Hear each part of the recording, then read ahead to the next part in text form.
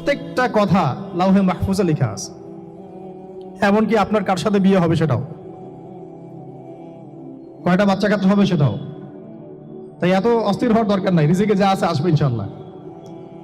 লেখা যদি হয়ে থাকে আসবে না, আসবে ইনশাল্লাহ, সবর।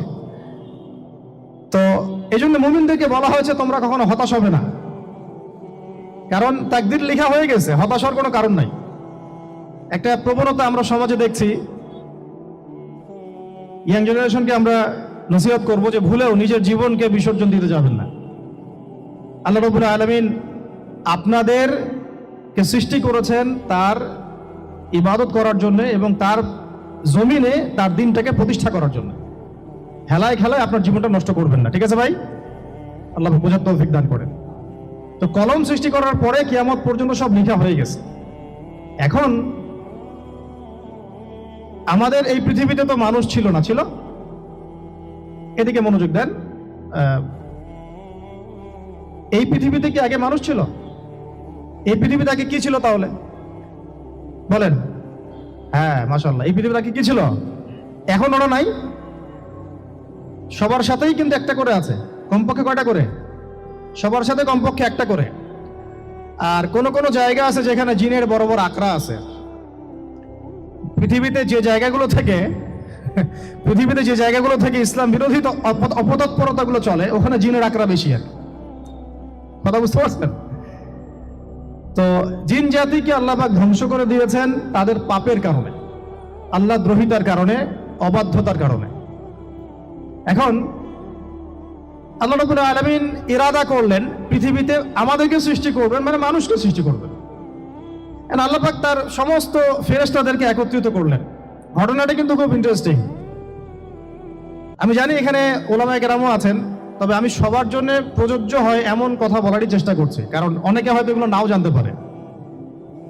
তো আল্লাহ পাকের ভাষায় আমি যদি বলি, আল্লাহ রাব্বুল আলামিন বলছেন, বা'দা আউযু বিল্লাহি মিনাশ শাইতানির রাজীম, ওয়া ইয ক্বালা রাব্বুকা লিল মালায়েকা ইন্নী জাঈলুন ফিল আরদি খলিফা। হে নবী মুহাম্মদ সাল্লাল্লাহু আলাইহি ওয়াসাল্লাম, তুমি স্মরণ করো সেই সময়ের কথা যখন আল্লাহ তোমার রব সমস্ত ফেরেশতাদেরকে ডেকে বলেছিলেন যে ইন্নী জাঈলুন ফিল আরদি খলিফা, আমি জমিনে মানে পৃথিবীতে আমার খলিফা পাঠাতে চাই। কি পাঠাতে চাই? আরো জোরে বলেন। আল্লাহ পাক বলেননি পৃথিবীতে মানুষ পাঠাতে চাই, পৃথিবীতে নতুন কোনো মাখলুক পাঠাতে চাই। আমাদেরকে আল্লাহ পাক সম্মানের শব্দে সম্মানিত করেছেন, বিশেষায়িত করেছেন। আমাদেরকে বলেছেন আমরা আল্লাহর খলিফা, আমরা আল্লাহর খলিফা। এখন আমরা আল্লাহর খলিফা, কিন্তু পৃথিবীতে মানুষ খিলাফা শব্দ সহ্য করতে পারে না। হ্যাঁ, কি অদ্ভুত না? এটা কোরআনের কি শেষের দিকে আছে না প্রথম দিকে আছে? সূরা বাকারার একদম শুরুর দিকে 3, 4, 5টা পৃষ্ঠা উল্টালে দেখবেন এই একটা আছে। তো কোরআন তাহলে শুরু থেকে কখনো খুলেও দেখেনি সে ব্যক্তি। প্রমাণ হলো এটা যে খুলেও দেখে না, অথবা দেখলেও সে এড়িয়ে গেছে। আল্লাহ পাক আমাদেরকে বললেন যে পৃথিবীতে আমি আমার খলিফা পাঠাতে চাই। তাহলে আদম আলাইহিস সালামকে আল্লাহ পাক মুহাব্বতের শব্দে, সম্মানের শব্দে বিশেষায়িত করলেন। কি বলে? সুবহানাল্লাহ, সুবহানাল্লাহ। আর খলিফা কাকে বলে এটা আমি আপনাদেরকে বোঝাচ্ছি একটা দোয়া থেকে। এই যে গাড়িতে করে আমরা বাসা থেকে আসলাম বা যখন কোনো সফরে যাই, আমরা একটা দোয়া পড়ি, সুবহানাল্লাযী সাখখারা লানা হাযা ওয়া মা কুন্না লাহু মুকরিনিন ওয়া ইন্না ইলা রাব্বিনা লামুনকালিবুন। এতটুকু তো পড়ি নাকি? এগুলো পড়তে হবে। বইমেলা এসেছি শুধু লেকচার শোনার জন্য না, ছবি তোলার জন্য না। আজকে জীবনটা পরিবর্তন করার নিয়াত করে যাইতে হবে, ঠিক আছে ভাই? বই প্রকাশ করা, ছাপানো, বিক্রি করা, লেখা, এর চেয়ে বড় কথা আমার জীবনটা ইলমের আলোয় আলোকিত করা। আমি বই লিখলাম ধরেন একটা, আমার মধ্যে সেই আমল নাই, লাভ নাই। লাভ আছে? আমি বই ছাপাইছি 100, 200, 500, 1000, আমি নিজেই আমল করি না, হবে? আগে আমল জরুরি। ইলমের সাথে আমলটা খুব বেশি জরুরি। আলেম তাকেই বলা হয় যে ইলম অনুযায়ী আমল করে। তাহলে আল্লাহ পাক বলেন লিমা তাকুলুনা মা লা তাফআলুন, তোমরা এমন কথা কেন বলো যে আমল নিজেরাই করো না? কাবুরা মাকতান ইনদাল্লাহ আন তাকুলু মা লা তাফআলুন, আল্লাহর কাছে সবচেয়ে গর্হিত একটা অপরাধ তোমরা একটা কথা বলবা কিন্তু আমল করবা না। তো দোয়াটা মুখস্থ করবেন। এই দোয়ার নিচে একটা অংশ আছে, আল্লাহুম্মা আনতা সাহিবু বিস সাফারি। আমার কথাটা শুনেন, খলিফার অর্থটা বুঝেন, অনেকে তো অনেকভাবে ব্যাখ্যা করে আর কি। আল্লাহুম্মা আনতা সাহিবু ফিস সাফারি, আল্লাহ তুমি এই সফরে আমার সাথী। সফরে বের হওয়ার সময় দোয়া পড়ছি আমরা, আল্লাহুম্মা আনতা সাহিবু ফিস সাফারি, আল্লাহ তুমি এই সফরে আমার সাথী। ওয়াল খলিফাতু ফিল আহলি ওয়া মালি, আল্লাহ আমি তো বাসায় নাই, আমার বাসার আহাল মালের খলিফা হচ্ছে তুমি আল্লাহ। তাহলে খলিফা শব্দ দিয়ে কি বুঝলেন? আল্লাহ আমার বাসার আহাল মালের খলিফা মানে কি? আমার স্থলাভিষিক্ত তুমি আল্লাহ, আমি ওখানে নাই বাসায়, আমি সফরে বের হয়ে গেছে, আমার স্ত্রী, আমার সন্তান, আমার মাল, আমার জান, এগুলোর দায়িত্ব তোমার, তুমি খলিফা। কত চমৎকার দোয়া! তাহলে পৃথিবীতে আমি আমার খলিফা পাঠাতে চাচ্ছি, তার অর্থ কি? আল্লাহ রাব্বুল আলামিন এই পৃথিবীতে আমাদেরকে তার প্রতিনিধি বানিয়েছেন। সুবহানাল্লাহ, সুবহানাল্লাহ। তাহলে আমরা নিজেদের আত্মপরিচয় ভুলে গেলাম যে আমরা আল্লাহর প্রতিনিধি পৃথিবীতে, তাই না? আমরা এখন আব্রাহাম লিঙ্কনের পূজা করতেছি। আব্রাহাম লিঙ্কনের পূজা তো বুঝেন না আপনারা, এটা হচ্ছে ওই যে সকল ডেমোক্রেসির পূজা। আল্লাহ পাক বলছেন ওয়াল্লামা আদামাল আসমাআ কুল্লাহা, আল্লাহ বলছেন আমি আদমকে এই মহাবিশ্বের যত নাম আছে, নাউন্স, ইসম, সব শিক্ষা দিয়েছি। সুবহানাল্লাহ। এই মহাবিশ্বের যত নাম, এখানে ইসম শব্দের অর্থ কিন্তু জ্ঞান। ইসম মানে কি? এখানে জ্ঞান। মহাবিশ্বের যে জ্ঞানগুলো আছে, এই জ্ঞানগুলো আল্লাহ পাক আমাদের আদি পিতাকে শিক্ষা দিয়েছেন। আমাদের আদি পিতাকে আল্লাহ নিজে শিক্ষা দিয়েছেন। সৃষ্টিগতভাবে আমরা জ্ঞানী ছিলাম না, আল্লাহ পাক আমাদেরকে জ্ঞান শিক্ষা দিয়েছেন। আমরা ফিলোসফির বইগুলো খুললে দেখবেন ওখানে বুদ্ধিবাদ নামে একটা মতবাদ আছে। মানে তারা বলে যে মানুষ সৃষ্টিগতভাবেই একজন বুদ্ধিদীপ্ত প্রাণী। এটা ভুল কনসেপ্ট। সৃষ্টিগতভাবে আমাদের মধ্যে জ্ঞান ছিল না, আল্লাহ পাক আমাদেরকে জ্ঞান শিক্ষা দিয়েছেন। কথা বুঝতে পারছেন? একটা মতবাদ তাদের আছে অভিজ্ঞতাবাদ, মানে মানুষ অভিজ্ঞতা থেকেই শিখে। আরেকটা আছে সমন্বয় মতবাদ, আপনারা তো এগুলো অনেকে পড়েছেন হয়তো। এর বাইরে যে একটা মতবাদ আছে যে আল্লাহ পক্ষ থেকে ওহী ভিত্তিক মানুষ জ্ঞান শিখে, এই মতবাদ কোনো দার্শনিকের বইয়ে স্থান পেল না।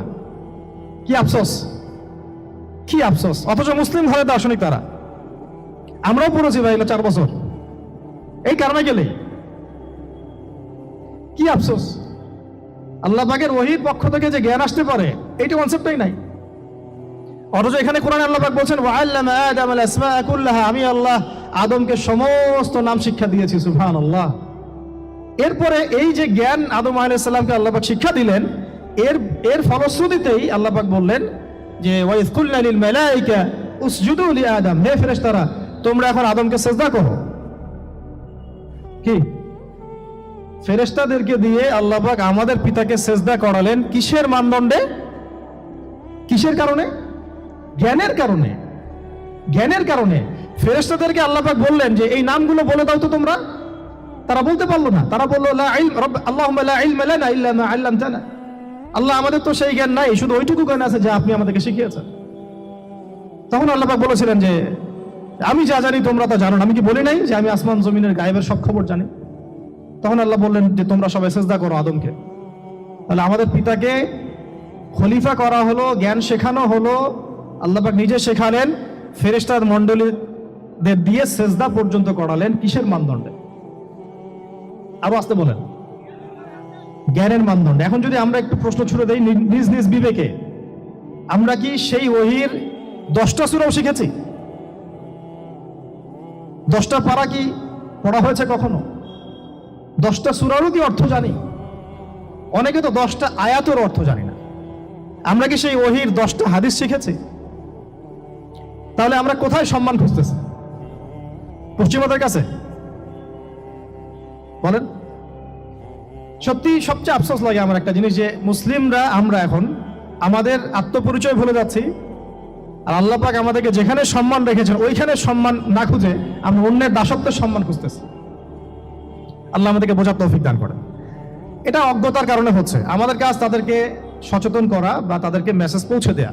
আমরা উগ্র পন্থা অবলম্বন করব না, আমরা হিকমার সাথে প্রজ্ঞার সাথে মানুষকে বোঝানোর চেষ্টা করব, এগুলো বোঝানোর অংশ। এখন আচ্ছা আরেকটা কথা আপনাদেরকে বলি, একটা কথা আমি মাঝখানে মিস হয়ে গেছে। এই যে আল্লাহ পাক আমাদেরকে খলিফা করে পাঠিয়েছেন, খলিফার কাজ কি? প্রশ্ন না? আমাদের কাজ কি তাহলে? এই কাজটা আল্লাহ পাক আবার ব্যাখ্যা করেছেন সূরা সদের মধ্যে। কোন সূরায়? সূরা সদ। সদ নামে একটা সূরা আছে, সূরা ইয়াসিনের আগে পরে পাবেন। তো এখানে আল্লাহ পাক আরো একজন নবীকে তার খলিফা বলেছেন, সেই নবীর নাম দাউদ আলাইহিস সালাম। কি নাম? আর দাউদ আলাইহিস সালাম কিন্তু এই জেরুজালেম থেকে, যেখানে এখন ওই জায়নিস্টরা বোম্বিং করে আর কি, নিরীহ মুসলিমদেরকে হত্যা করে বিগত 70 বছর থেকে, ওই জেরুজালেম থেকে কিন্তু দাউদ আলাইহিস সালাম বিশ্ব শাসন করেছিলেন। তার পরবর্তীতে তার সন্তান সুলাইমান আলাইহিস সালামও কিন্তু ওখান থেকেই বিশ্ব শাসন করেছিলেন।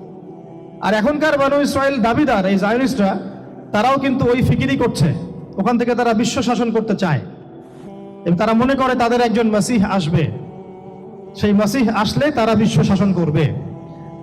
আমরা সেই মাসিহের নাম জানি মাসিহুদ দাজ্জাল। কি নাম? এই দাজ্জালকে ওরা ওদের সত্য মাসিহ মনে করে, আমরা জানি হচ্ছে মিথ্যা ভণ্ড প্রতারক মাসিহ, অথচ ওরা মনে করে এটা হচ্ছে সত্য মাসিহ। এই জায়গায় তারা ধোঁকা খাচ্ছে। অথচ সত্য মাসিহ হচ্ছেন ঈসা আলাইহিস সালাম, যিনি আবার শেষ জামানায় আসবেন এবং তার হাতেই এই মাসিহুদ দাজ্জাল মারা যাবে এবং তারপরে পুরো বিশ্বে আবার ওই খিলাফা কায়েম হবে, ওই যে খলিফা, ওটা সারা বিশ্বে কায়েম হবে। এই টাউন হলও বাদ যাবে না ইনশাআল্লাহ। এটা মানুষ মানতে চাচ্ছে না, কিন্তু মানুষ না মানলে কি, আল্লাহ পাকের নকশায় সব আঁকা আছে কখন কি হবে। কে কে কল্পনা করেছিল যে আজকে আপনারা বসে এখানে দিনের আলোচনা করবেন? হ্যাঁ, কল্পনা করা যায় তো? যে শব্দগুলো আপনারা বলছেন এগুলো বললেই তো নাই গায়েব, তো এখন বলছেন। কেউ কি কল্পনা করেছিল যে হঠাৎ করে এমন একটা সময় চলে আসতে পারে? কেউ কিন্তু কল্পনা করেনি, আল্লাহ পাকের নকশায় ছিল। এখানে আমাদের একটা আফসোসের কথা, এখানে মাস্টারমাইন্ড আল্লাহ রাব্বুল আলামিন। প্রকৃত মাস্টারমাইন্ড কে? আমরা ক্রেডিট নেওয়ার প্রতিযোগিতায় ব্যস্ত হয়ে আছি এখন, কার কত ক্রেডিট নেওয়া যায়। এখানে একক ক্রেডিট পাওয়ার যোগ্য কেউ না, সমস্ত ক্রেডিট কার? আল্লাহ রাব্বুল আলামিন। এটা আল্লাহর সাথে গাদ্দারি করতে যায় না, তাহলে ভুলে যান। কারণ আমি বারবার বলেছি আপনাদেরকে, কোরআন থেকে একটা শিক্ষা আমরা শিখেছি, একটা কম যখন মাজলুম থাকে, দুর্বল মাজলুম জুলুমের শিকার হচ্ছে, আল্লাহ পাক সেই কমটাকে বাঁচান, কোনো না কোনো একজন ত্রাণকর্তাকে পাঠান, কোনো একটা সূরতে আল্লাহ পাক সেই কমকে বাঁচায় দেন। আবার যদি এই নিয়ামতটা পাওয়ার পরে ওই কম আবার এই জুলুম শুরু করে, আবার আল্লাহ দ্রোহিতা শুরু করে, আল্লাহ পাক তার চেয়ে বড় জালেম চাপাই দিবে। কথা বুঝতে পারছেন? আল্লাহর সাথে গাদ্দারি করতে চাই না, আল্লাহ পাক আমাদেরকে বোঝার তৌফিক দান করেন। খলিফার কাজটা কোথায় পাবেন? কোন সূরায় ভাই বলেন? সূরা সাদে আল্লাহ পাক দাউদ আলাইহিস সালামকে খলিফা সম্বোধন করে বলছেন, ইয়া দাউদ। কি চমৎকার আহ্বান! ইয়া দাউদ, হে দাউদ, ইন্না জাআলনাকা খলিফাতান ফিল আরদ। দেখো, আমি আল্লাহ তোমাকে পৃথিবীতে খলিফা করেছি। কি করেছি? খলিফা করেছি। তোমার কাজ কি শোনো, ফাহকুম বাইনান নাসি বিল হক। বোঝার চেষ্টা করেন একজন খলিফার কাজ কি। খলিফা মানে আল্লাহর প্রতিনিধি, জমিনে যে দায়িত্বশীল, অন্য মানুষের উপরে যে দায়িত্বশীল, তার কাজ ফাহকুম বাইনান নাসি বিল হক, মানুষের মাঝে ন্যায় বিচার প্রতিষ্ঠা করবে, এটা তোমার কাজ। তাহলে এখন যারা আমরা এই জায়গায় আছি বা ভবিষ্যতে আসব, আরো কাল আগাতে থাকবে, সময় আগাতে থাকবে, নতুন নতুন নেতৃত্ব আসবে, সবার ফাংশন একটাই, ফাহকুম বাইনান নাসি বিল হক। আমাদের কাজ হবে মানুষের মাঝখানে কি করা? ন্যায় বিচার, বিচার ফয়সালার ক্ষেত্রে ইনসাফ করা, ন্যায় বিচার করা। তো ন্যায় বিচার তো এখন জাদুঘরে আছে নাকি? হ্যাঁ, কোন কোন ক্ষেত্রে আমরা চাই না যে ন্যায় বিচার জাদুঘরে যাক, আমরা চাই আবারও ন্যায় এবং সাম্যের সমাজ প্রতিষ্ঠা হোক। ইনশাআল্লাহ এরপর থেকে আমরা কোনো অন্যায় সহ্য করব না। ইনশাআল্লাহ এরপর থেকে আমরা কোনো জল্লাদতন্ত্র কায়েম করতে দিব না। আমাদের যা আছে তাই নিয়ে প্রতিবাদ হবে ইনশাআল্লাহ। কারণ এখনকার প্রজন্ম প্রতিবাদের ভাষা বুঝে। এখন যদি আপনারা আবার সেই প্রাচীন জুলুমের তন্ত্রে মন্ত্রে ফিরে যান, তাহলে আল্লাহর গজব চলে আসবে, বড় গজব। তো খলিফার কাজ কি ভাই? কি কাজ বললাম বলেন? মানুষের মাঝখানে ন্যায় বিচার প্রতিষ্ঠা করা। আচ্ছা, আরো আছে, আরো আছে, আয়াত শেষ হয় নাই। আল্লাহ পাক বলছেন, ওয়ালা তাত্তাবিউল হাওয়া। ন্যায় বিচার করতে গিয়ে নিজের দাসত্ব মানে প্রবৃত্তির অনুসরণ করো না। ন্যায় বিচার করতে গিয়ে নিজের প্রবৃত্তির অনুসরণ করো না, মন গড়া বিধানের অনুসরণ করো না। আমার মামা, আমার চাচা, আমার খালু পার করে দিও না। প্রবৃত্তির অনুসরণ মানে কি? মন যাচাই তাই করো না। ন্যায় বিচার করতে গিয়ে আল্লাহ পাকের বিধান মেনে চলো। কারণ সূরা মাইদাতে আল্লাহ পাক বলেছেন, আয়াত নাম্বার 44, 45, 47-এ, ওয়া মান লাম ইয়াহকুম বিমা আনজালাল্লাহ ফাউলাইকা হুমুল কাফিরুন। যারা আল্লাহ পাকের হুকুম অনুযায়ী বিচার ফয়সালা করে না, তারা কাফির। 45-এ গিয়ে আল্লাহ বলছেন, ওয়ামান লাম ইয়াহকুম বিমা আনজালাল্লাহ ফাউলাইকা হুমুল ফাসিকুন, যারা আল্লাহ পাকের বিধান অনুযায়ী বিচার ফয়সালা করে না এরা ফাসিক, পাপাচারী। 47 নম্বর আয়াতে থেকে আবার বলছেন ওয়ামান লাম ইয়াহকুম বিমা আনজালাল্লাহ ফাউলাইকা হুমুজ জালিমুন, যারা আল্লাহর হুকুম বিধান অনুযায়ী বিচার ফয়সালা করে না এরা জালেম। তো কাফেরও বলেছেন আল্লাহ, ফাসিকও বলেছেন, জালেমও বলেছেন। তাহলে বিচার ফয়সালা করার ক্ষেত্রে আল্লাহ পাকের বিধানকে সর্বোচ্চ অগ্রাধিকার দিতে হবে, নিজের প্রবৃত্তির অনুসরণ করা যাবে না। যদি করে তাহলে কি হবে? ইউদিল্লাকা আন সাবিলিল্লাহ, তাহলে এটা তোমাকে আল্লাহর রাস্তা থেকে সরায় নিয়ে যাবে। এর ফলে কি হবে? জেনে রেখো, ইন্নাল্লাযীনা ইউদিল্লুনা আন সাবিলিল্লাহ লাহুম আযাবুন শাদীদ বিমা নাসু ইয়াউমাল হিসাব। এটা পরের আয়াত। নিশ্চয়ই যারা আল্লাহ পাকের সরল পথ থেকে বিচ্যুত হয়ে গেছে তাদের জন্য কাল কিয়ামতের মাঠে আছে আযাবুন শাদীদ। আযাবুন শাদীদ মানে কঠিন কঠিন যন্ত্রণাদায়ক শাস্তি, এই কারণে যে তারা কিয়ামতের দিনটাকে ভুলে গিয়েছে। শাদীদ এর অর্থটা কি এটা বোঝার জন্য আপনাকে সূরা হাদীদ পড়তে হবে। কোন সূরা? আসলে কোরআনের আয়াতগুলো হচ্ছে আকাশের তারার মতো। তারা দেখবেন আকাশের, তারা দেখাও সুন্নত। ইসলাম তো রসকসহীন ধর্ম না রে ভাই, সবকিছুই আছে এখানে। আসলে আমরা জানি না বলে আমরা মনে করি যে এখানে কোনো বিনোদনই নাই, তাই না? এই গান বাজনা না করলে কি হয়, মন শান্তি হয়, এরকম একটা ভাব। যদি আপনি কোরআনের ভিতর ঢুকে যান, আপনার হৃদয়ে এমন নূর আসবে, এমন তৃপ্তি আসবে যে ওগুলো আপনার শুনতে ইচ্ছা করবে না, আপনি কান বন্ধ করে ফেলবেন, নিজেই বলতেই হবে না।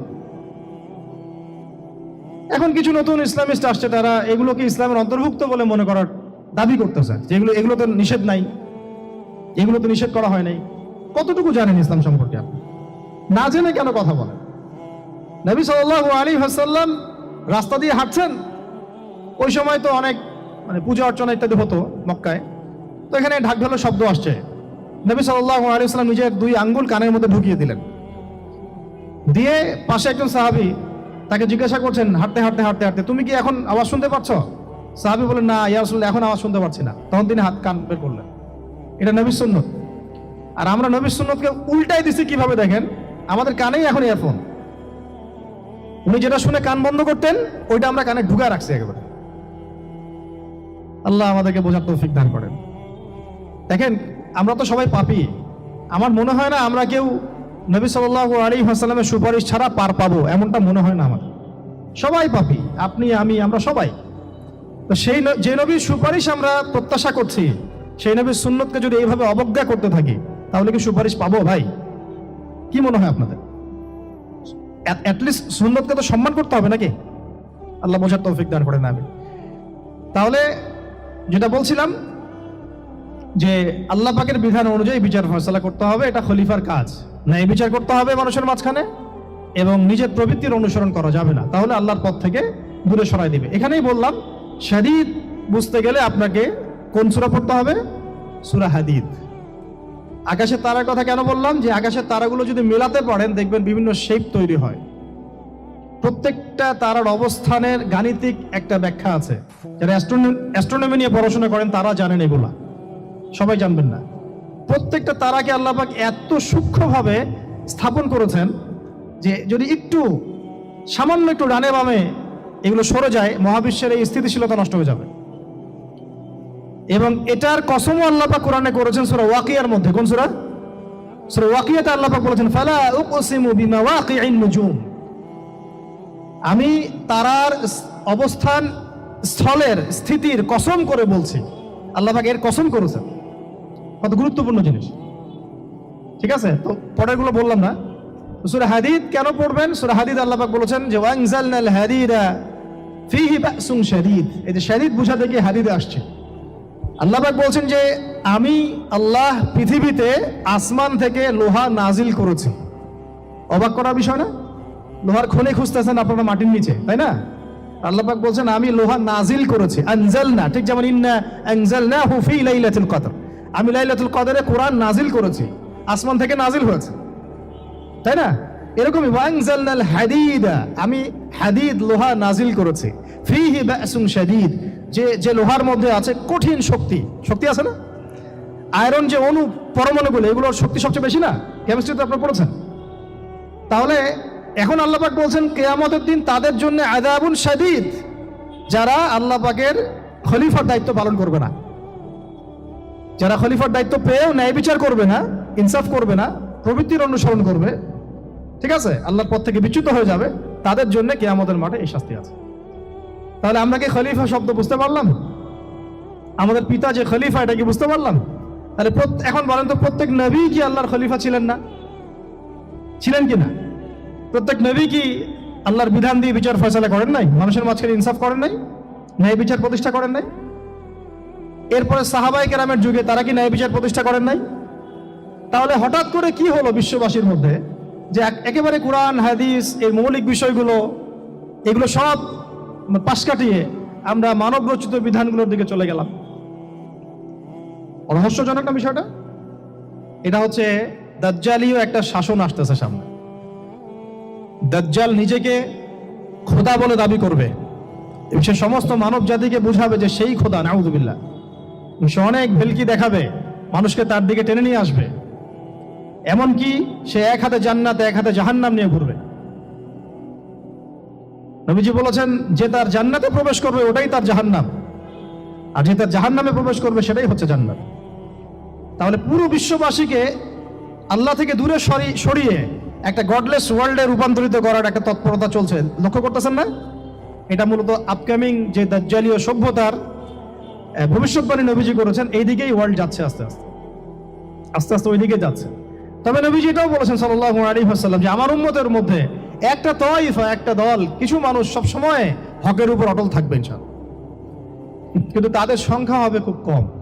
এখন আমাকে আপনারাই বলেন যে ওই হকের উপর অটল থাকতে হলে আমার সেই জ্ঞান লাগবে কি লাগবে না? বলেন। যেই জ্ঞান আমাদের পিতাকে শেখানো হয়েছে, দেখবেন প্রত্যেকটা মানুষের মধ্যে কিছু প্রতিভা আছে, সৃজনশীলতা আছে, আছে না? একটা বুদ্ধিদীপ্ত একটা তাড়না মানুষের ভিতরে কাজ করে। এটা কোত্থেকে আসছে জানেন? আমাদের পিতার ডিএনএ থেকে আসছে। আমাদের পিতার ডিএনএ থেকে, আমরা কিন্তু সবাই তার সন্তান। এরপরে পৃথিবীতে মানুষ পাপাচারে যখন লিপ্ত হলো প্রচন্ড রকম, তখন নূহ আলাইহিস সালামকে আল্লাহ পাক পাঠান এবং তিনি প্রায় 950 বছর দাওয়াতের কাজ করলেন। 40টা বা 80টা পরিবার ইসলাম কবুল করলো। তখন আল্লাহ পাক এই মুমিনদেরকে বাদ দিয়ে সবাইকে গারদ করে দিলেন, ধ্বংস করে দিলেন। মানে আমরা যারা পৃথিবীতে এখন বেঁচে আছি, যে আপনি আমি, আপনাদের নাম আমি জানি না, আমরা যারা বেঁচে আছি, আমরা কিন্তু কোনো না কোনো ভাবে ওই 40 বা 80 পরিবারের সন্তান। আমরা আত্মীয়, কিন্তু আমরা সবাই কিন্তু আত্মীয়, জানেন? 40টা বা 80টা পরিবার বাদ দিয়ে বাকি সব মানুষকে আল্লাহ পাক ধ্বংস করে দিয়েছিলেন নূহ আলাইহিস সালামের মহাপ্লাবনে। ঘটনা জানেন না? 40 বা 80টা পরিবারকে বাদ দিয়ে বাকি সবাইকে আল্লাহ পাক ধ্বংস করেছেন ওই মহাপ্লাবনে। তাহলে এখন এই বিশ্বে যত মানুষ আছে তারা কয়টা পরিবারের সন্তান? ওই 40-80। আমরা কোনো না কোনো ভাবে একে অপরের আত্মীয় হই। মুসলিম অমুসলিম সবাই, মুসলিম অমুসলিম সবাই। আমরা যে অসাম্প্রদায়িকতার কথা বলি না, এই শব্দটাকে ভালো অর্থে নেওয়া যায়। কি অর্থে? অন্যান্য ধর্মাবলম্বী মানুষ যারা, তারা তাদের ধর্ম স্বাধীনভাবে পালন করবে, কোনো সমস্যা নাই। আমরা তাদের এই কাজে বাধা দিতে যাব না। একইভাবে আমরা আমাদের ধর্ম স্বাধীনভাবে পালন করব, তারা এখানে কোনো বাধা দিতে পারবে না। সিম্পল। তারা তাদের উৎসব তাদের মতো পালন করবে, আমরা আমাদের উৎসব আমাদের মতো পালন করব। না আমি মূর্তি পাহারা দিতে যাব, আর না আমি মূর্তি ভাঙতে যাব। সিম্পল। আমি পাহারাও দিতে যাব না, ভাঙতেও যাব না। সিম্পল। আমরা কি কুরবানিতে তাদেরকে বলতে পারবো ভাই আসেন আমার বাসায় দাওয়াত খান? এটা হয় কখনো? লাকুম দীনুকুম ওয়ালিয়া দিন। আপনাদের দিন আপনাদের, আমাদের দিন আমার। সিম্পল। এই অর্থ ঠিক আছে, কিন্তু সব ধর্ম মিলে যে নতুন ধর্ম বানানোর চেষ্টা করা হচ্ছে বাংলাদেশে, এটা ঠিক নাই। এটা শুভঙ্করের ফাঁকি। সব ধর্ম মিলে নতুন ধর্ম করার কোনো সুযোগ নাই। আমরা সবাই এক পরিবারের সন্তান। এখন আমাকে বলেন, নূহ আলাইহিস সালামের একটা ছেলে ছিল, নাম জানেন? কি নাম বলেন? কে? না না, মাশাআল্লাহ। কয় ছেলে ছিল তার? হ্যাঁ, না, মূলত 4জন সন্তান থেকে বড় বড় 4টা গোত্র সৃষ্টি হয়েছে। শাম এক সন্তানের নাম কি? এটাকে কেন্দ্র করে এই যে কন্টিনেন্টে, পুরো আরাবিয়ান কন্টিনেন্টে যত মানুষ, তার বংশধর। ঠিক আছে? হাম, একটা সন্তানের নাম হাম। এখান থেকে আফ্রিকার যে কালো কালো মানুষগুলো সব তাদের বংশধর। একটা হচ্ছে ইয়াফাস, ইউরোপিয়ান যারা সাদা চামড়া, সব এদের বংশধর। আরেকটা যে কেনান। এই ছেলেটা কি বলেছিল? বাবা ডাকছে, নৌকায় আসো তাড়াতাড়ি। নৌকায় আসো তাড়াতাড়ি, না হলে আজকে আল্লাহ পাক আযাব দিয়ে ধ্বংস করে দিবেন। সে নবীর সন্তান হওয়ার পরেও আল্লাহ প্রদত্ত ওহীর জ্ঞানকে মূল্যায়ন না করার কারণে ধ্বংস হয়ে গেল। আর ওই 40টা বা 80টা পরিবার নাজাত পেল কিভাবে? আল্লাহর পক্ষ থেকে নাজিলকৃত ওহীর জ্ঞানকে প্রাধান্য দিয়ে আনুগত্য করে। তাহলে কোন জ্ঞানকে আমরা প্রাধান্য দিব ভাই? আমি বলছি না যে আমরা দুনিয়াবী জ্ঞানগুলোকে শিখবো না, ওই প্রসঙ্গে আমি একটু পরে আসছি যে আমরা শিখবো এবং কিভাবে শিখবো, কতটুকু শিখবো। আগে এই অংশটুকু শেষ করি। ঠিক একইভাবে আপনারা কি আদ জাতির নাম জানেন? আদ, সামুদ। ওই যে সৌদি আরব এখন যেখানে লাইন বানাচ্ছে, লাইন প্রজেক্ট, ওই আল-ওলা বলে, আল-ওলা লাইন প্রজেক্ট বানাচ্ছে, দেখবেন অনলাইনে। ওই জায়গা দিয়ে নবী সাল্লাল্লাহু আলাইহি ওয়াসাল্লাম তাবুক যুদ্ধের সময় গিয়েছিলেন। যাওয়ার সময় তিনি বলেছিলেন, তোমরা মাথা নিচু করে কান্নাকাটি করতে করতে এখান থেকে অতিক্রম করো। সাহাবীরা মাথার উপর কাপড় দিয়ে কান্নাকাটি করতে করতে জায়গাটা পার করেছেন, কারণ ওই জায়গায় সামুদ জাতি ছিল যাদেরকে ধ্বংস করা হয়েছে। ওটা হচ্ছে এখন পর্যটন স্পট। সুবহানাল্লাহ। তো আদ এবং সামুদ জাতিকেও আল্লাহ পাক ধ্বংস করলেন, কিন্তু তাদেরকে করেন নাই যারা ওহীর জ্ঞানকে প্রাধান্য দিয়েছিল। ইব্রাহিম আলাইহিস সালাম কোন জ্ঞানের বদৌলতে আল্লাহকে চিনলেন? মানব রচিত জ্ঞান নাকি আল্লাহর পক্ষ থেকে নাজিলকৃত জ্ঞান? বলেন। মূসা আলাইহিস সালাম কোন জ্ঞানের বদৌলতে ফিরআউনের মতো এই যে কি বলবো প্রতাপশালী একজন শাসকের সামনে দাঁড়িয়ে বুক ফুলিয়ে ইসলামের দাওয়াত দিলেন? কোন জ্ঞানের আলোকে? ওহীর জ্ঞান। আর ওহীর জ্ঞান যখন নাজিল করা হয়েছে তখন তিনি দোয়াটা পড়ছিলেন, রব্বি ইশরাহ লি সাদরি ওয়া ইয়াসসির লি আমরি ওয়াহলুল উকদাতাম মিন লিসানি ইয়াফকাহু কওলি। প্রত্যেক নবী, ইউসুফ আলাইহিস সালাম কারাগারে 12 বছর থেকেছেন। কত বছর? 12 বছর। আমাদের অনেক ভাই এরকম 5 বছর, 7 বছর, 10 বছর, 12 বছর থেকেছে, আছে।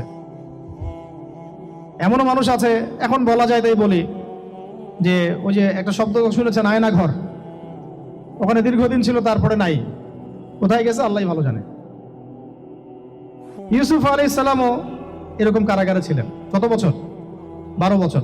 কিন্তু আল্লাহ পাক তাকে এমন একটা জ্ঞান শিক্ষা দিয়েছিলেন, তিনি স্বপ্নের ব্যাখ্যা বলতে পারতেন, যে কোনো স্বপ্নের। রাজা স্বপ্ন দেখলেন যে 7টা গাভী, জীর্ণ শীর্ণ গাভী, মোটা তাজা গাভীকে খেয়ে ফেলছে, স্বপ্নের ব্যাখ্যা কেউ দিতে পারে না। কিন্তু ওই জেলখানায় 2 জন ছাড়া পাওয়া মানুষ, ছাড়া পাইছে 2 জন আর কি, 2 জনের মধ্যে একজন বেঁচে আছে, একজন নাই। মানে 2 জন বসে বসে ইউসুফ আলাইহিস সালামকে বলছিলেন যে আমরা একটা স্বপ্ন দেখলাম যে আমার মাথায় রুটি আছে, পাখি এসে রুটি খেয়ে ফেলছে। আর আমি স্বপ্ন দেখলাম যে আমি শরাব পান করাচ্ছি, ব্যাখ্যা কি ইউসুফ? তোমাকে সত্যবাদী বলে জানি। ইউসুফ আলাইহিস সালাম বললেন, তোমার মাথায় রুটি যেটা খেয়ে নিচ্ছে, তার মানে তোমাকে শুলদণ্ড দেওয়া হবে। আর তুমি যে পানি পান করাচ্ছ, তার মানে তুমি নাজাত পাবে, ছাড়া পাবে। হলেও তাই। আর যে নাজাত পাবে তাকে ইউসুফ আলাইহিস সালাম বলে দিলেন যে তুমি রাজদরবারে গিয়ে আমার কথা বলো, আমার কথা আলোচনা করো। সে ভুলে গিয়েছিল। পরে যখন এই স্বপ্নটা দেখলো বাদশা, তখন বাদশা সবাইকে ডাকলো, ডেকে বললো যে এই গাভীর স্বপ্নের ব্যাখ্যা কি। তখন এই ব্যক্তির মনে পড়ছে, আরে ইউসুফ তো ব্যাখ্যা দিতে পারে। সে গিয়ে ইউসুফ আলাইহিস সালামকে ডেকে নিয়ে আসতেছে যে এই রাজা স্বপ্ন দেখছে, ব্যাখ্যা কি। স্বপ্ন কিন্তু আপনার কাছে শুনে একটা স্বাভাবিক মনে হচ্ছে, আরে গাভীর আবার স্বপ্নের কি ব্যাখ্যা?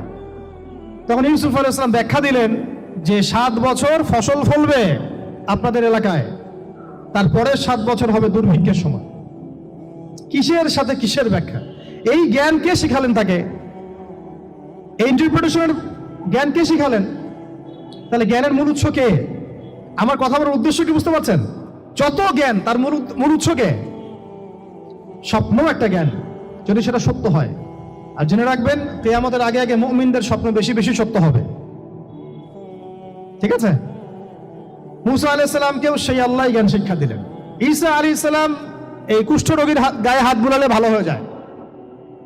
হ্যাঁ, অন্ধ ব্যক্তির মানে চোখে হাত বুলালে ভালো হয়ে যায়। এমনকি মৃত ব্যক্তিকে তিনি বলছেন কুম বিইজনিল্লাহ, আল্লাহর হুকুমে দাঁড়িয়ে যাও, দাঁড়িয়ে গেল। এই জ্ঞান কে দিয়েছেন তাকে? দাউদ এবং সুলাইমান আলাইহিস সালাম এই যে পশু পাখির ভাষা বোঝেন, সুলাইমান আলাইহিস সালাম পিঁপড়ার ভাষাও বোঝেন। আপনাদের সায়েন্স কি পিঁপড়ার ভাষা বুঝে? হ্যাঁ, আমরা তো এখন সায়েন্সকে সবকিছুর মানদণ্ড মনে করি, তাই না? সায়েন্স যদি বলে হ্যাঁ তাহলে হ্যাঁ, না বললে না। মানে এমন একটা ভাব, দেখেন সায়েন্সকে আমরা ইলাহ বানাইছি, ইলাহ, উপাস্য। সায়েন্স যদি বলে যে পৃথিবী থেকে অমুক অমুক কোটি কোটি আলোকবর্ষ দূরে একটা গ্রহের সন্ধান পাওয়া গেছে, নাম দিল ধরেন যে আলফা এক্স ওয়াই জেড কিছু একটা, ওখানে হুরপড়ি আছে, হ্যাঁ ওখানে দুধের সাগর আছে, মধুর সাগর আছে।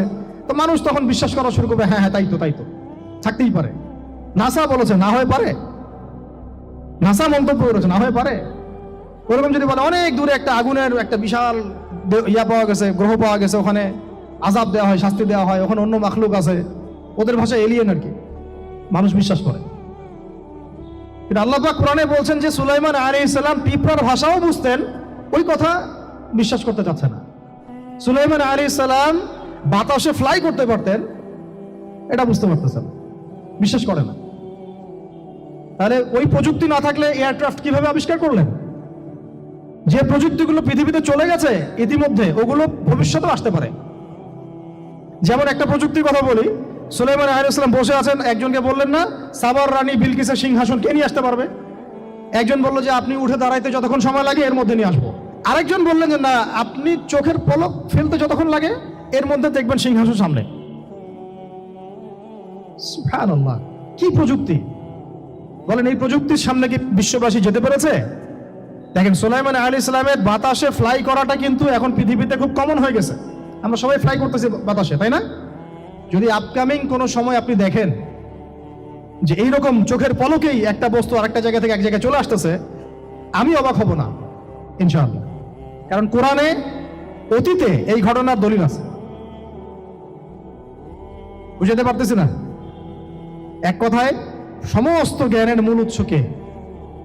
এরপরে আসেন, অত আর লম্বা করছি না, আমাদের নবী মুহাম্মদ সাল্লাল্লাহু আলাইহি ওয়াসাল্লাম। আসেন, আমরা তো তার উম্মত। 23 বছরে, একটু মনোযোগ দেন, এটা আলোচনার লাস্ট পার্ট, ঠিক আছে? 23 বছরে তিনি পুরো জাহেলিয়াতকে পরিবর্তন করে দিয়েছেন। কত বছরে? 23 বছর। আপনারা কি জানেন যে আইয়ামে জাহিলিয়াতে আসলে কি কি সমস্যা ছিল? কেন ওই যুগটাকে আমরা জাহিলিয়াত বলি? বেসিক্যালি 5-6টা সমস্যা ছিল। কয়টা? 5-6টা। এক নম্বর শিরক। এক নম্বর কি? আমার সাথে বলেন। শিরক আমাদের ওয়ার্ল্ডে নাই, এটা তো গ্লোবাল শিরক চলতেছে এখন। শুধু ধর্মীয় শিরক চলতেছে না, কিন্তু এখন শিরক হচ্ছে পলিটিক্সে, শিরক হচ্ছে ইকোনমিক্সে, শিরক এডুকেশনেও আছে, শিরক কালচারের মধ্যেও আছে। কথাগুলো বুঝতে হবে একটু গভীরভাবে। তখন সমস্যা ছিল রিবা, সুদ। এখন নাই। রিবা ছাড়া কোনো সিস্টেম আছে এখন ওয়ার্ল্ডে? আমি গতকালকে একটা হাদিস মোতালা করছিলাম সুদ সংক্রান্ত।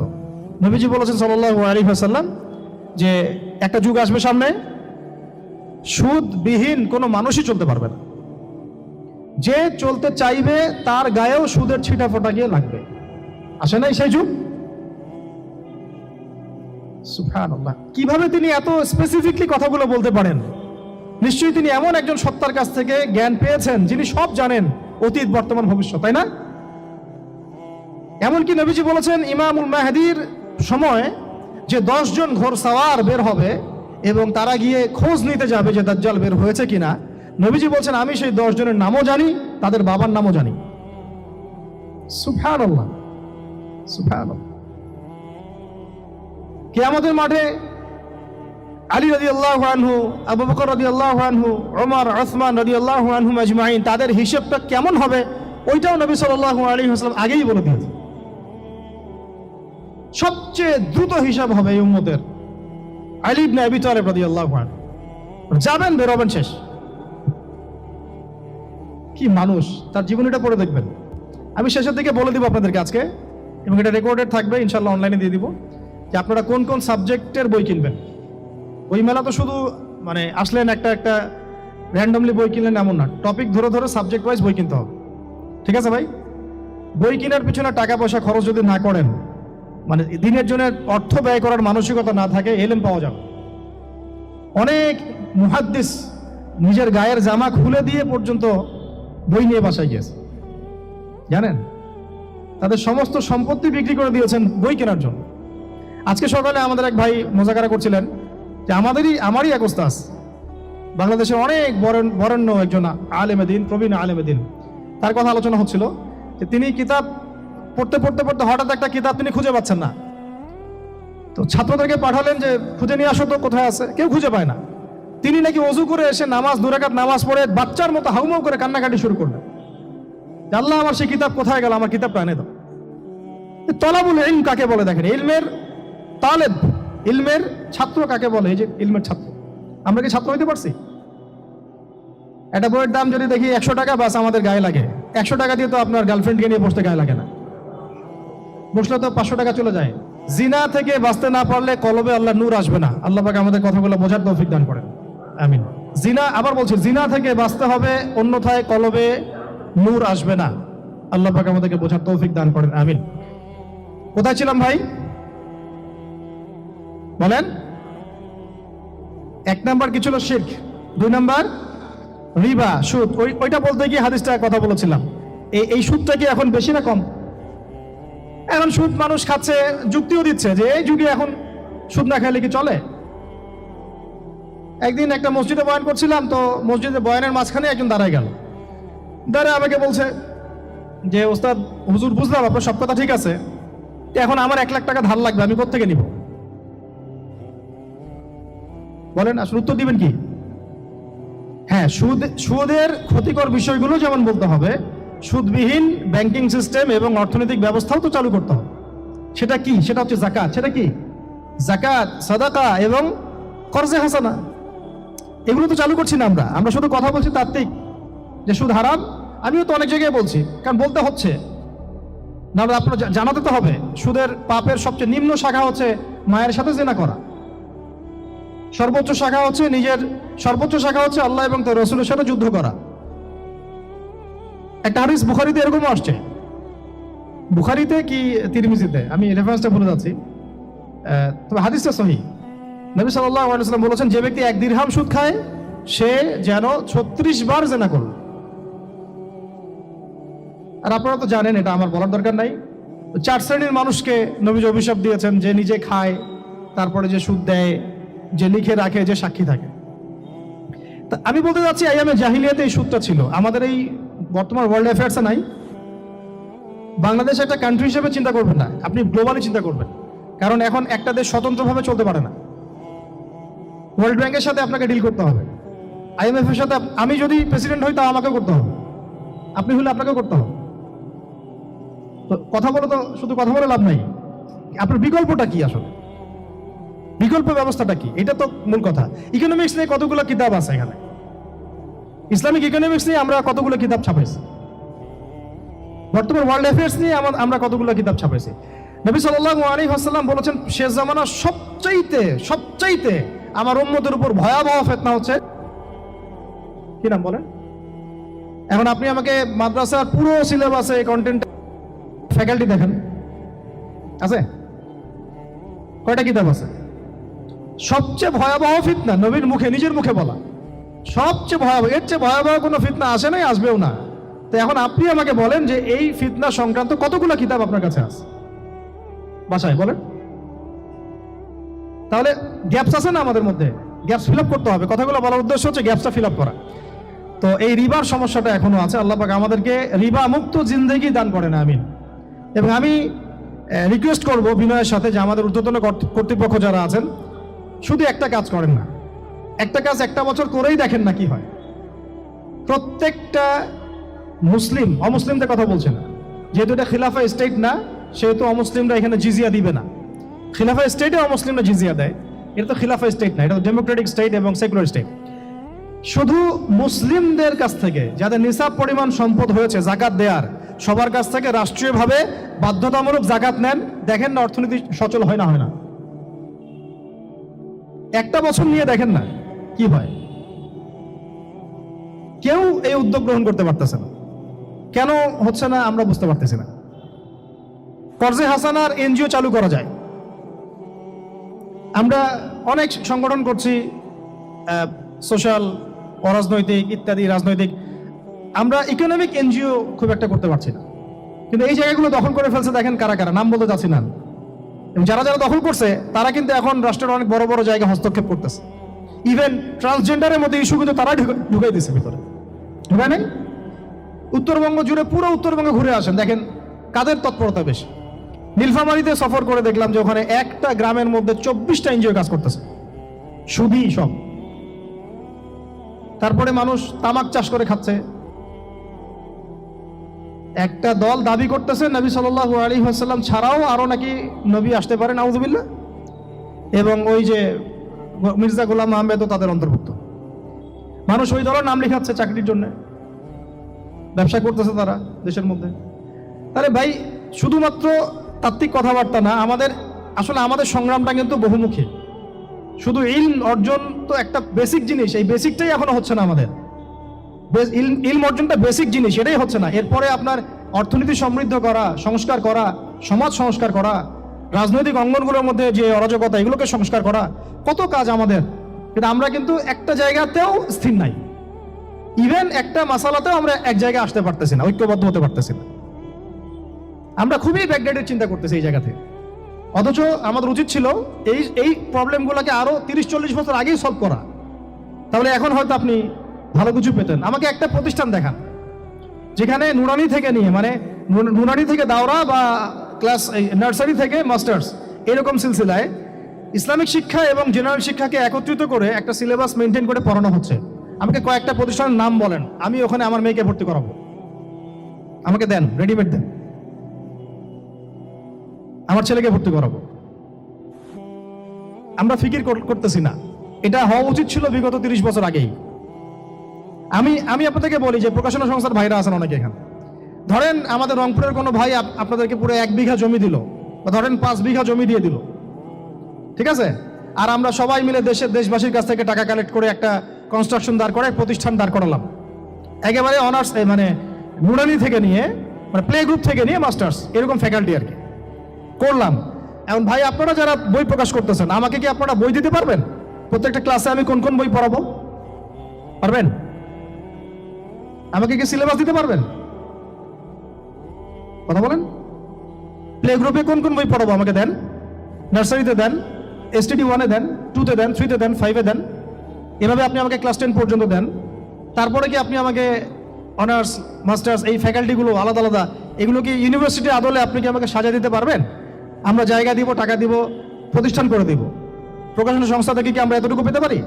এবং এমন এমন আলেমের প্রোডাক্ট, যে আলেমরা সারা ওয়ার্ল্ডকে ডিল করতে পারে, মানে ইন্টারন্যাশনাল স্কলার। এখান থেকে যাবে ইউকেতে গিয়ে দাওয়াতি কাজ করে আসবে, অস্ট্রেলিয়ায় গিয়ে দাওয়াতি কাজ করে আসবে, মালয়েশিয়ায় গিয়ে দাওয়াতি কাজ করে আসবে, আন্তর্জাতিক মানের আলেম। আমরা কি জেনারেল শিক্ষিত ব্যাকগ্রাউন্ড থেকে তৈরি করতে পারবো? পারছি কি? আপনারা আমাকে বলেন তো ভাই, যে কত পার্সেন্ট মানুষ জেনারেল শিক্ষিত আর কত পার্সেন্ট মানুষ মাদ্রাসা শিক্ষিত? কাদের পরিসংখ্যানটা বেশি? তারা কি, তাদের কোনো অবদান রাখার কোনো সুযোগ নাই? এখন যদি এই ক্লাসিক্যাল পড়াশোনা না হয়, ইলমের এই গভীরতায় না যায়, এবং বড় বড় ওলামায়ে কেরামদের সোহবতে তারা না আসে, তাহলে কিভাবে তারা বিশুদ্ধ ইসলাম শিখবে আর প্রচার করবে আর প্রতিষ্ঠা করবে? তো প্রশ্ন কিছু করে গেলাম। আজকে প্রশ্নগুলো রেখে যাচ্ছে এই কারণে যে এগুলো নিয়ে আপনারা ভাববেন, যে আপনারা আমাকে একটা ইসলামিক ইউনিভার্সিটি করার মতো বইপত্র আমাকে বানায় দেন না। দায়িত্ব নেন কেউ, আপনারা সবাই মিলে দায়িত্ব নেন। আমি এখানে একটা স্কুল আছে আমাদের ছোট্ট, তহাজিন নুরাইন ইসলামিক স্কুল। এই স্কুল আমরা করেছি প্লে, নার্সারি, কেজি 1, 2, 3, 4, 5, এতটুকু। ট্রাইলিঙ্গুয়াল, মানে Bangla medium, English version, medium না, ইংলিশ ভার্সন আর অ্যারাবিক। এই সিলেবাসটুকু করতে, এই 8টা ক্লাসের সিলেবাস করতে আমাকে 7 দিন 8 দিন একেবারে বাংলা বাজার ঘাটাঘাটি করে, আমরা আগে তো ইংলিশ মিডিয়ামে পড়াশোনা করতাম, ওই অক্সফোর্ডের বই ঘাটাঘাটি করো, ব্রিটিশ কাউন্সিলের বই ঘাটাঘাটি করো, তারপরে ওদের ম্যাথামেটিক্স, ওদের সায়েন্স, আবার এই মাদ্রাসার অ্যারাবিক, আবার এই সরকারি কারিকুলামের বই, এগুলো ঘাটতে ঘাটতে ঘাটতে একটা সিলেবাস আমরা দাঁড় করাতে পারছি। মাত্র 5টা ক্লাস পড়তে পারবে। এরপরে এটা করতে গিয়ে যে দেখলাম যে আসলে এগুলোর যে এত ঘাটতি আছে বাজারে, রেডিমেড কোনো প্রোডাক্ট এগুলোর নাই। ঘুরে ফিরে কি সেই আমরা একই জিনিসই চর্চা করতে থাকবো, নাকি আমরা একটু বহির্বিশ্বে যেভাবে দিন প্রচার হচ্ছে এই মান দিতে পারি? এটা আমাদের উচিত না করার কাজটা? হ্যাঁ, এটা তো আমাদের হাতে রাষ্ট্রীয় ক্ষমতা নাই। থাকলে না হয় উপরের লেভেল থেকে এগুলো করা যায়, খুব সহজ। বরং উপরের লেভেলে যারা আছেন তারা তো আরো ট্রান্সজেন্ডার ঢুকাচ্ছেন, আপনারা তো ঢুকাচ্ছেন। তাহলে এই কাজগুলো কাদের করতে হবে? তাহলে বেসরকারি ভাবে করতে হবে। এখন আমরা যারা বইকে ভালোবাসি, জ্ঞানকে ভালোবাসি, আল্লাহকে ভালোবাসি, রাসূলকে ভালোবাসি, চাই যে আমরা যা করছি আমাদের পরের প্রজন্মটা মানুষের মতো মানুষ হোক। কাজ কি কম না বেশি আমাদের বলেন? সেক্ষেত্রে কাজগুলো কিন্তু ওইভাবে হচ্ছে না ভাই। একটা বিষয়ের বই সবাই ছাপাচ্ছি, কেন? কি দরকার আছে? একটা বিষয়ের বই আমি সবাই ছাপাচ্ছি। একটা জিনিস, একটা হিস্ট্রির একটা কিতাব অনেকগুলো প্রকাশনী আপনারা করতেছেন, একই বই ফাইজুল কালাম সবাই করতে আছে। একটা বই তাসাউফ আত্মশুদ্ধি অনেক প্রকাশনী করতেছে, কপি করতেছে। ভাই আমাদের কি কাজ কি দুনিয়ার স্বার্থ উদ্ধার করা, না আমার দিনের কোনো খেদমত? আমার কথায় মাইন্ড করবেন না, আমি মাইন্ড করার মতো কথা বলছি না। আমি বলছি আপনাদেরকে আরো যেন কনস্ট্রাকটিভ হয় কাজগুলা। মানে আপনাদের সাথে আমি বসবো ইনশাল্লাহ আবার আলাদা করে, যে একটা আমাকে পুরো শিক্ষা ফর্মুলা আমাকে দিবেন, মানে প্রত্যেকটা ক্লাসের বই রেডি করে দিবেন, যাতে আমরা প্রতিষ্ঠান বানালেই একদম পুরা কমসে কম ক্লাস 1 থেকে 10 ঢেলে দিতে পারি, আমার পরিশ্রম করতে না হয়। ওখানে বাংলা মিডিয়ামের বই থাকবে, ইংলিশ মিডিয়ামেরও থাকবে, এবং অ্যারাবিক তো থাকবেই। একটা গঠনমূলক সিলেবাস, যেটা পড়লে আমার ছেলে মাশাআল্লাহ হাফেজও হবে, এদিকে মাশাআল্লাহ সে ইংরেজিতেও দক্ষ হবে, সায়েন্সেও দক্ষ হবে। এক পর্যায়ে যখন সে এসএসসি পাস করবে, সে দেখবেন যে যার যার রাস্তা বেছে নিচ্ছে। বেজ আমি তাকে করে দিছি 10 পর্যন্ত। এখন সে ডক্টর হোক আর ইঞ্জিনিয়ার হোক, আর না হয় যদি আল্লাহর খলিফাই হয়, কোনো সমস্যা নেই। সমস্যা আছে? এটা দরকার ছিল ভাই, আরো 30 বছর আগে দরকার ছিল। আমরা যেটা পাই নাই, এটা আমাদের আফসোস। আর এই জেনারেল ব্যাকগ্রাউন্ড থেকে এইরকম জায়গায় উঠে এসে এই যে এইগুলো কথাগুলো বলা বা এই কাজগুলো করা, এগুলো সবাইকে হয়তো আল্লাহ পাক এভাবে কবুল নাও করতে পারে। এর পিছনে অনেক গল্প থাকে, অনেক হিস্ট্রি, অনেক ত্যাগ, অনেক আত্মত্যাগ, এগুলো সবাই হতে পারবে না। কিছু মানুষ বের হয়ে আসছে, ডক্টর জাকির নাইক তো সবাই হতে পারে নাই, পারছে? তো এই জিনিসগুলো আমাদের বুঝতে হবে যে আমভাবে সবাই সবকিছু করতে পারবে না। আমাদের একটা একাডেমিক ফর্মুলা দরকার, যেখানে আমরা পড়বো, আমরা আলেম হয়ে বের হবো। পারা যাবে তো ভাই ইনশাআল্লাহ? আচ্ছা, অনেক গভীরে চলে গেছি, আপনাদেরকে মানে অনেক বেশি বিরক্ত করে ফেলতেছি আর কি। তো কথাগুলো বলার খুব মন চাচ্ছিল, তো বলে ফেললাম। আর আমরা চাচ্ছি কথাগুলো সবার কাছে পৌঁছাক, যাতে করে অন্তত বিভাগীয় শহরগুলা, অন্তত ঢাকা, রংপুর, রাজশাহী, মানে বড় বড় শহর আমাদের, চট্টগ্রাম, কক্সবাজার ইত্যাদি ইত্যাদি বড় বড় শহরগুলোতে যদি একটা করে এরকম একটা করে প্রতিষ্ঠান থাকে, যেখানে আপনি পুরো জেনারেল শিক্ষা এবং ইসলামী শিক্ষা দুটোকে সমন্বয় করে, এবং এই মানে দ্বিমুখী শিক্ষার মেরুকরণটাকে দূর করে একটা কনস্ট্রাকটিভ সিলেবাস দিতে পারেন, দেখবেন আজকে না হোক, আজকে থেকে 10 থেকে 15 বছর পরে আমাদের ছেলে মেয়েদের একটা প্রজন্ম আসবে, দেখবেন ইনশাআল্লাহ ওরা আমাদের চেয়ে অনেক ডিনামাইট হবে। এই যে আজকে অনেকগুলো আয়াত বললাম, অনেকে হয়তো জানেন না বা পড়েন নাই, ওরা ক বলতেই বুঝে ফেলবে কোন সূরায় আছে। হবে না? সম্ভব। আর যদি না করতে পারি, তাহলে ঘুরে ফিরে ওই একই অবস্থা। ওইটা দিয়ে হবে না ভাই। এই মানে ইসলাম বিষয়টা কি, এটা এমন না যে কিছু অংশ নিলাম কিছু অংশ নিব না, এটা এমন না। নিলে ভাই নেওয়ার মতো নেওয়া লাগবে।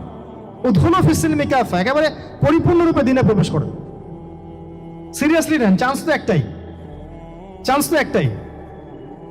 আল্লাহ পাক আমাদের কথাগুলো বোঝার তৌফিক দান করেন। আর আমাদের সন্তানদের সাথে তো আমরা এটা হতে দিতে পারি না। আমরা না হয় অনেক সময় নষ্ট করে ফেলছি।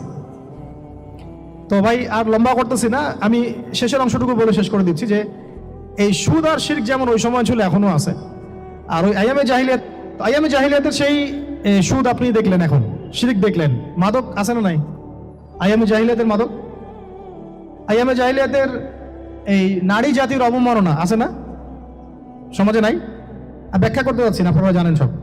আর আইয়ামে জাহিলিয়াতে ছিল একটা গোত্রীয় হানাহানি, দ্বন্দ্ব, মারামারি, এখন সমাজে নাই? এটাই তো চলতেছে এখন সমাজে। তো এখন এই জাহেলিয়াতের সমাজটাকে মাত্র 23 বছরের মধ্যে আমাদের নবীজি চেঞ্জ করে দিয়েছেন। কত বছর? এখন আপনারা আমাকে বলেন তো, যে তিনি কি কোনো জাদু করছেন? তিনি কি কোনো জাদু দেখাইছেন সমাজে এসে? মানুষকে মারছেন?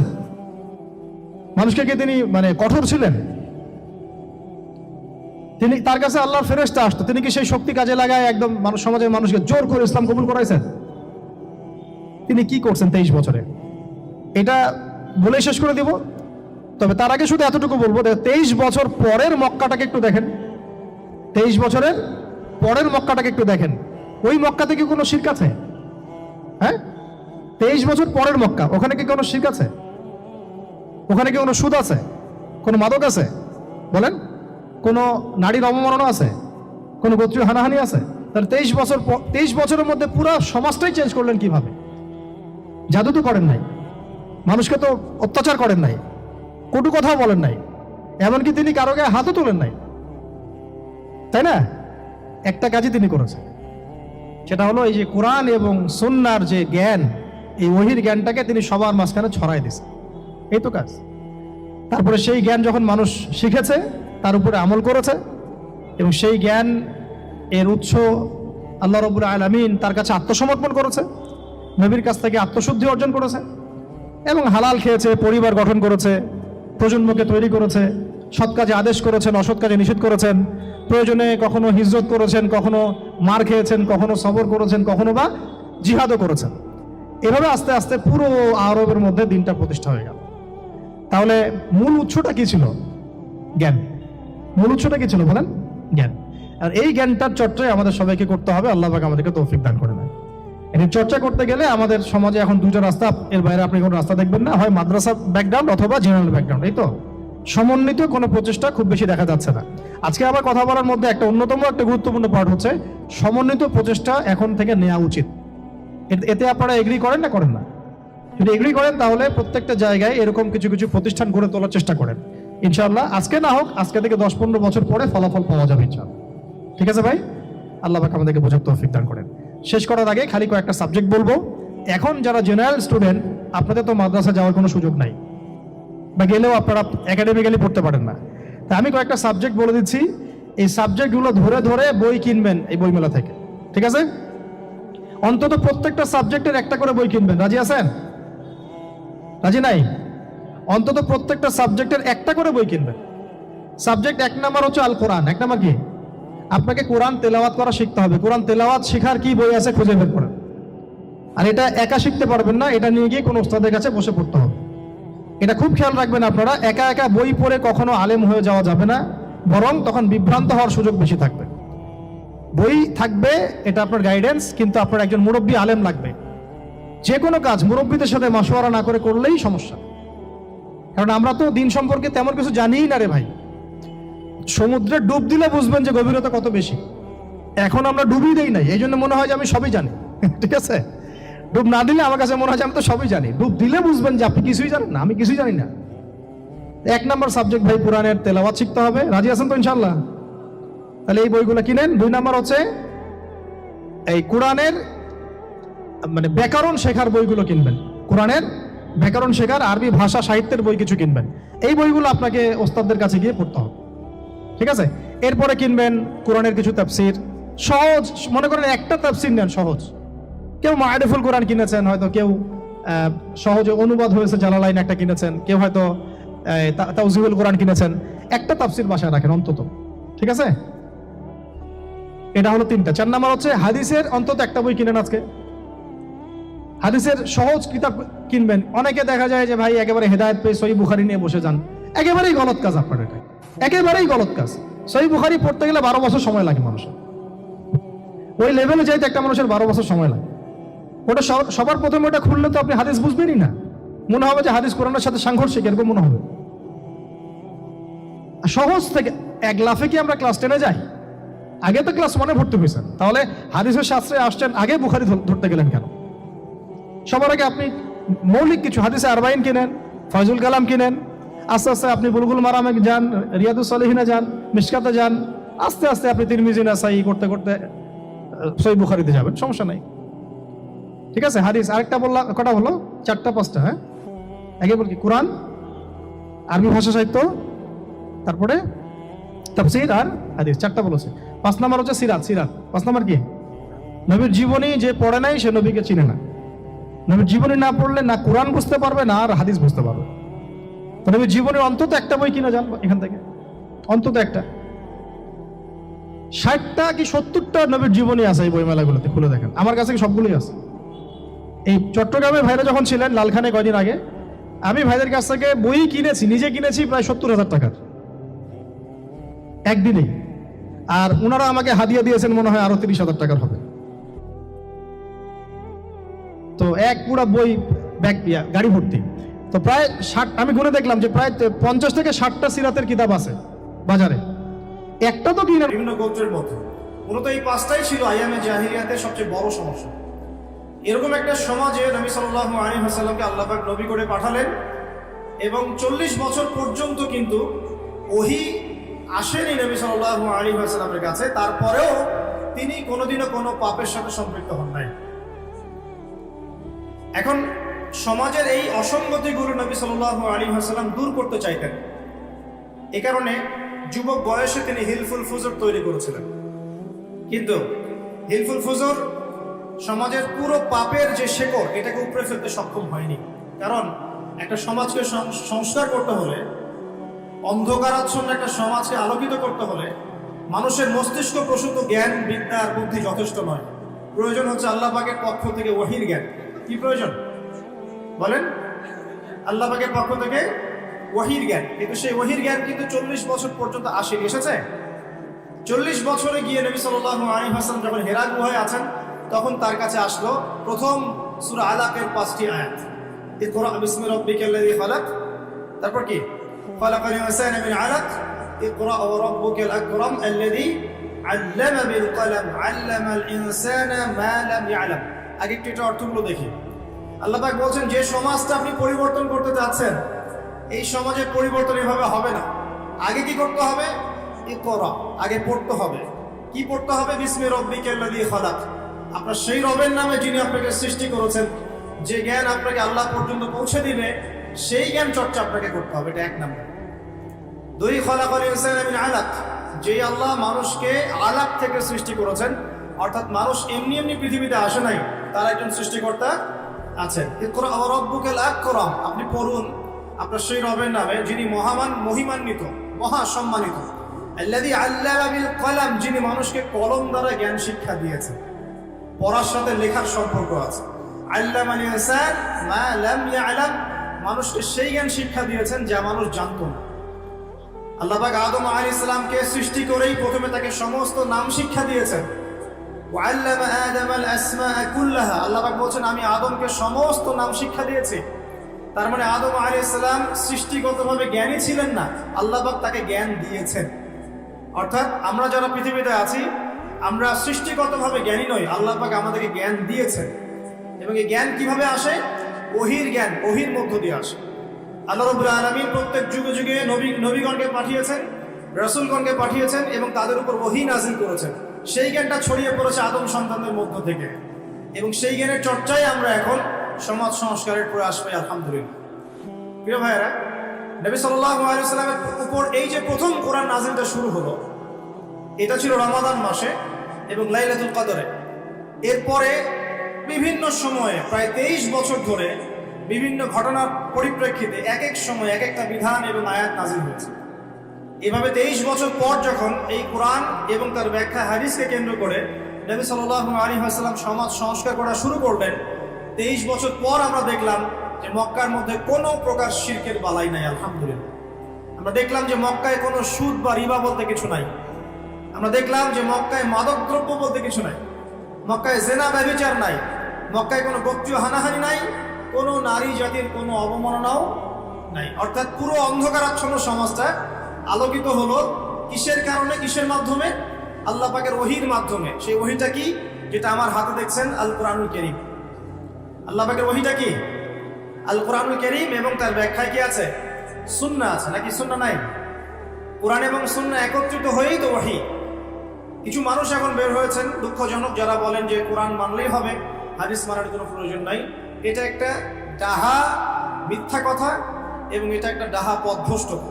এখান থেকে বের হওয়ার জন্য আমরা দাওয়াত প্রদান করব, কারণ হাদিস না মানলে আপনি কোরআনও মানতে পারবেন না।